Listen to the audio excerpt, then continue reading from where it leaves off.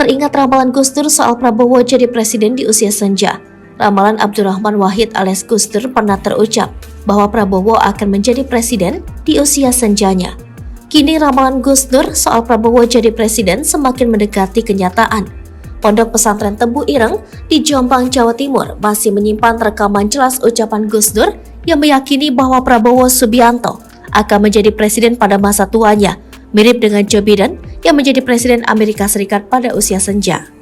Selain itu, hasil survei terbaru tentang elektabilitas calon presiden semakin memperkuat ramalan Gus Dur tersebut. Prabowo Subianto, Ketua Umum Partai Gerindra, akan kembali mencalonkan diri dalam pemilihan presiden 2024. Meskipun telah beberapa kali mengalami kekalahan dalam pemilihan presiden sebelumnya, Prabowo Subianto tidak menyerah. Dia menyatakan bahwa dirinya adalah seorang prajurit dan tidak akan pernah mengenal kata menyerah. Oleh karena itu, ia akan berjuang sampai titik darah penghabisan untuk mencapai cita-citanya menjadi seorang presiden. Upaya Prabowo Subianto ini sejalan dengan ramalan Gus Dur atau dengan nama lengkap Abdurrahman Wahid yang pernah meramalkan bahwa Prabowo Subianto akan menjadi presiden di masa tua.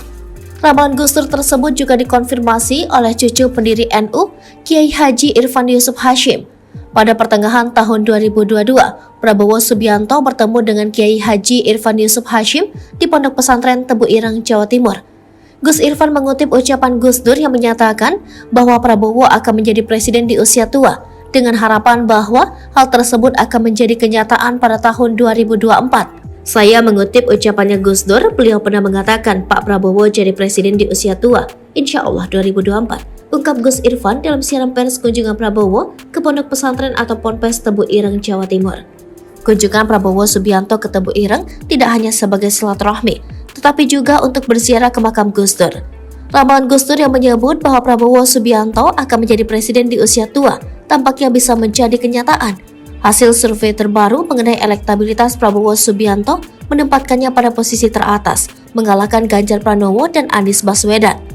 Menurut survei terbaru dari Lingkaran Survei Indonesia, DNIJA, elektabilitas Prabowo Subianto mencapai angka 33,9%, sementara Ganjar Pranowo berada di posisi kedua dengan angka 31,9%, dan Anies Baswedan berada pada angka 20,8%.